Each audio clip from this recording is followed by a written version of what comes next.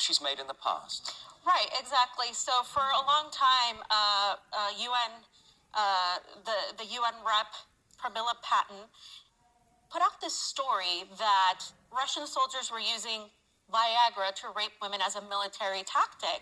It turns out that what she said is untrue, or at the very least, she has admitted to two pranksters who were posing as the head of the Ukrainian Foreign Affairs Committee that she has no evidence and it's not within her jurisdiction. So let's take a look. That information was imparted to me in the presence of the Deputy Prime Minister Stefanishina and the Deputy Minister of Foreign Affairs. So you did not make any investigation about Viagra or something like that? It's not my job to make I do not have the mandate. I sit in New York, in an office in New York. My role is not to investigate. The investigation is going on by the Human Rights Monitoring Team and the International Commission of Inquiry. In their report so far, there is nothing about Viagra. So she's basically admitting that she's just repeating these talking points given to her by Ukrainian officials and that she has no evidence of this. And of course, a lot of what Russia has been saying has been denying these claims.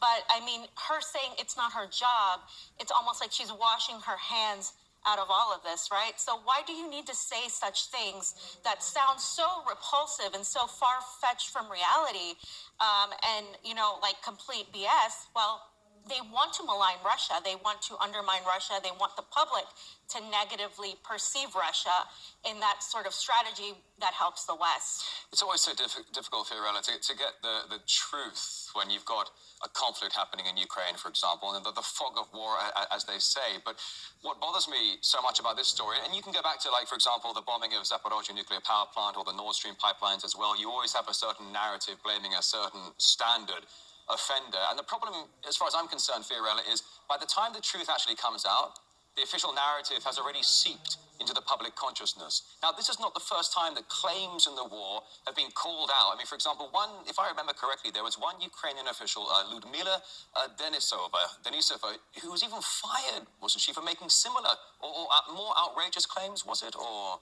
Right, and she was eventually fired, but not till after these lies were decimated, right? Like, as you said, Rory, the problem is nobody fact checks this because they take the Ukrainian intelligence's word. And she admitted that, Ludmila did, she admitted that she basically fabricated these lies because she was requested to do so by Ukrainian intelligence. And in fabricating these lies, she absolutely did no fact checking. And of course, she was in a position where she's supposed to look into these stories, and she failed to do so. I mean, another example is they were fabricating that there were concentration camps put out by Russians for Ukrainians. They were also talking about raping of women, of violence against women, and none of these accusations had any sort of verification to them. I mean, this is something where that has been happening a lot during this whole conflict, and the Western media did not care. They went on with these lies, and of course, she later admitted, Denisova did,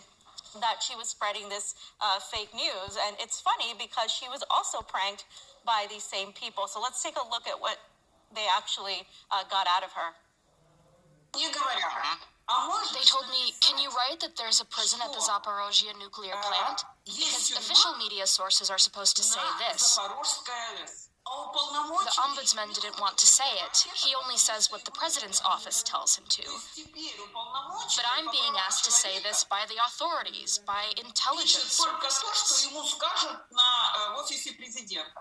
You know, Fiorella, you talk about, you know, the so-called allegations of these Russian concentration camps in Ukraine. I mean, it's almost like they're pulling stories out of the last Great World War, because there was another one, wasn't there, about Russian soldiers pulling out Ukrainians' gold teeth?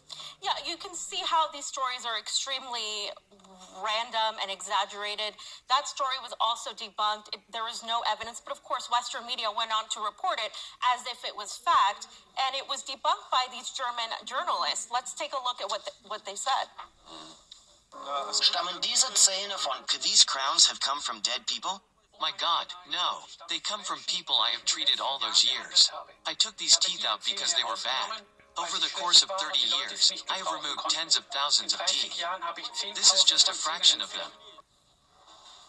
So as we can see, the vast majority, if not all of the stories that have been framed in and have framed the Russians negatively have all been debunked, either by pranksters or by the media itself. And what we have seen in the UN from Pramila Patten isn't anything new. The UN current rep in 2011, Susan Rice, used the same exact tactics. In fact, a similar story about soldiers in Gaddafi's army using Viagra to rape women. That was done in 2011. Similar lies have been peddled about Iran, Ethiopia, and Myanmar. So we can see the strategy by the West and their envoys in the UN to fabricate these stories to negatively portray their enemies in a certain light. And it's really unfortunate, but the good thing is they are being debunked. Well, again, though, as you say, Fiorella, it falls into the whole mainstream narrative of demonizing Russia at the end of the day, because that's essentially what has been going on for such a long time now. Do you know what I never see, though?